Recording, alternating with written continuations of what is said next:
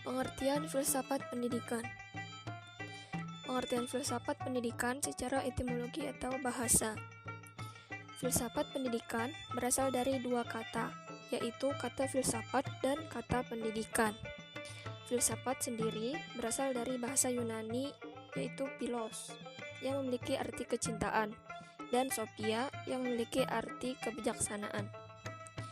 Jika diterjemahkan dari dua kata ini, maka filsafat dapat diartikan sebagai kecintaan akan kebijaksanaan. Lalu, ada pengertian filsafat pendidikan secara terminologi atau istilah. Secara terminologi, filsafat pendidikan merupakan ilmu filsafat yang mempelajari hakikat pelaksanaan dan pendidikan. Bahan yang dipelajari yaitu meliputi tujuan, latar belakang, cara, hasil, dan hakikat pendidikan. Lalu, ada pengertian filsafat pendidikan menurut para ahli. Yang pertama menurut Zanti Arbi tahun 1988. Filsafat pendidikan adalah menginspirasi, yaitu yang dapat diartikan mampu memberikan inspirasi bagi para pendidik untuk menjalankan berbagai ide dalam pengembangan pendidikan. Lalu, menganalisis, yang dapat diartikan mampu memeriksa secara detail setiap bagian dari pendidikan hingga validitas dari pendidikan itu sendiri dapat diketahui secara jelas. Kemudian memperspektifkan, yaitu mengenai upaya memberi pengarahan dan penjelasan kepada pendidik mengenai pendidikan secara lebih luas dan mendalam. Kemudian menginvestigasi, yaitu meneliti dan memeriksa tingkat kebenaran dari berbagai teori yang ada di dunia pendidikan. Kemudian, menurut Reja Mudiaharjo, dia mengatakan bahwa filsafat pendidikan adalah pengetahuan yang menyelidiki substansi pelaksanaan pendidikan yang berkaitan dengan tujuan, latar belakang, cara, hasil, dan hakikat ilmu pendidikan yang berhubungan dengan analisis kritis terhadap struktur dan kegunaannya. Selanjutnya menurut John Dewey, dia mengatakan bahwa filsafat pendidikan merupakan suatu pembentukan kemampuan dasar yang fundamental atau keyakinan berdasarkan realistis, baik yang menyangkut daya pikir atau intelektual maupun daya perasaan atau emosional menuju ke arah tabiat manusia. Maka filsafat bisa juga diartikan sebagai teori umum pendidikan. Yang terakhir menurut Jalaluddin dan Abdullah Idi, menjelaskan bahwa filsafat pendidikan adalah aktivitas pikiran yang teratur, yang menjadikan filsafat tersebut sebagai jalan untuk mengatur, menyelaraskan, dan memadukan proses pendidikan. Artinya, dengan berfilsafat, diharapkan persoalan-persoalan yang terdapat di dalam pendidikan dapat terpecahkan.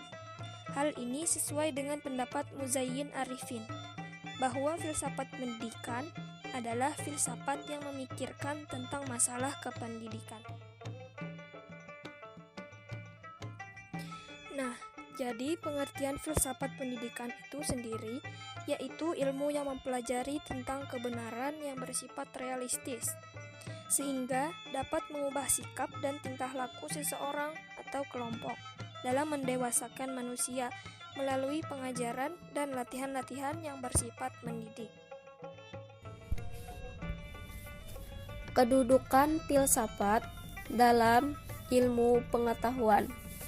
Filsafat mempunyai kedudukan sentral, asal, atau pokok, karena filsafatlah yang mula-mula merupakan satu-satunya usaha manusia di bidang kerohanian untuk mencapai kebenaran atau pengetahuan.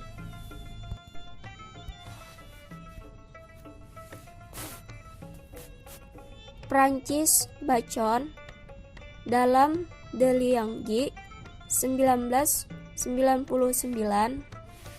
menyebutkan filsafat dari ilmu-ilmu pengetahuan. Terbagi dua. Pertama, menurut subjeknya. Kedua, menurut objeknya.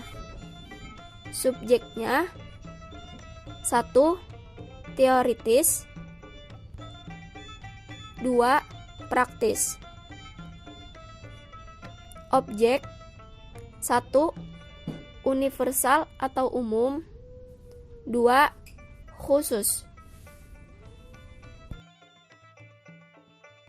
Adapun subjeknya: 1. Teoritis. A. Nomotetis adalah ilmu yang menetapkan hukum-hukum yang universal berlaku, mempelajari objeknya dalam keabstrakannya, dan mencoba menemukan unsur-unsur yang selalu terdapat kembali. B. Ideografis. Ide, cita-cita, grafis, lukisan. Ilmu yang mempelajari objeknya dalam konkret menurut tempat dan waktu tertentu. 2. Praktis atau ilmu terapan. Ilmu yang langsung ditunjukkan kepada pemakai atau pengalaman pengetahuan itu. A. Normatif. Ilmu yang memesankan bagaimanakah kita harus berbuat, membebankan kewajiban-kewajiban dan larangan-larangan. B.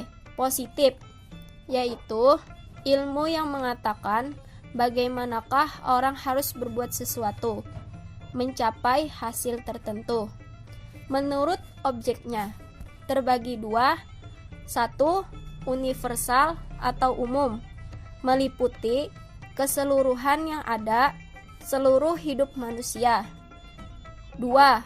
Khusus, hanya mengenai salah satu lapangan tertentu dan kehidupan manusia.